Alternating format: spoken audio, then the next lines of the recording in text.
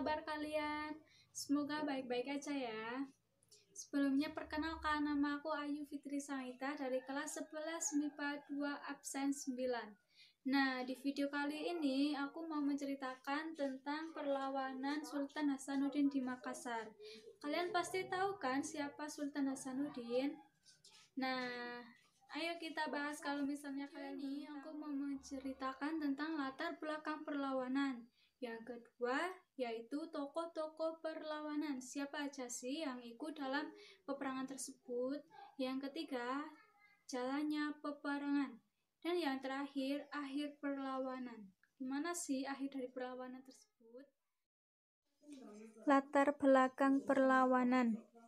Latar belakang perlawanan Sultan Hasanuddin karena pihak Belanda atau VOC melakukan praktek monopoli perdagangan dan ingin menguasai wilayah Makassar karena ramai akan perdagangan dan pusat rempah-rempah.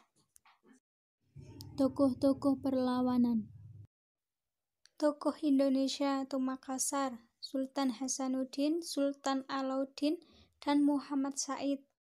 Tokoh Belanda, Spilman, John van Olden, Pangeran Maurits, Gubernur Jenderal Mautjuker. Jalannya peperangan.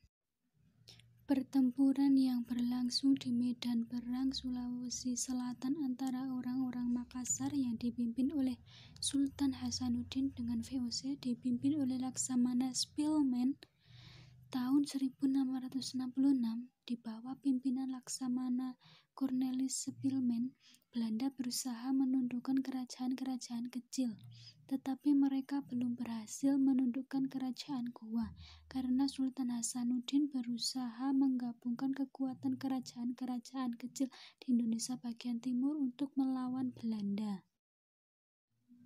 Pertempuran terus berlangsung, begitu pula selalu diadakannya berbagai perjanjian perdamaian dan gencatan senjata.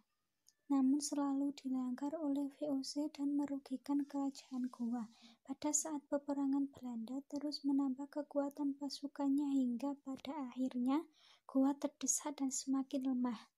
Dengan berbagai pertimbangan, akhirnya Sultan Hasanuddin bersedia menandatangani perjanjian Bongaya pada 18 November 1667. Setelah merasa perjanjian Bongaya itu sangat merugikan bagi rakyat dan kerajaan Gowa, akhirnya pada tanggal 12 April 1668 perang kembali pecah. Sultan Hasanuddin memberikan perlawanan sengit, bantuan tentara dari luar, menambah kekuatan pasukan Belanda, hingga akhirnya berhasil menerobos benteng terkuat kerajaan Gowa, yaitu Benteng Sumba Opu pada tanggal 24 Juni 1669. Akhir perlawanan Sultan Hasanuddin. Setelah kekalahan yang diderita kerajaan Gowa dan mundurnya Sultan Hasanuddin dari Benteng Sumba Opu ke Benteng Kali Gowa, maka usaha Spilman memecah belah persatuan kerajaan Gowa terus dilancarkan. Usaha ini berhasil. Setelah diadakan pengampunan umum, siapa yang mau menyerah diampuni Belanda. Beberapa pembesar kerajaan menyatakan menyerah. Kareng Talo dan Kareng Lakese menyatakan tunduk pada perjanjian Bongaya. Sultan Hasanuddin sudah bersumpah tidak akan sudi bekerja sama dengan penjajah Belanda.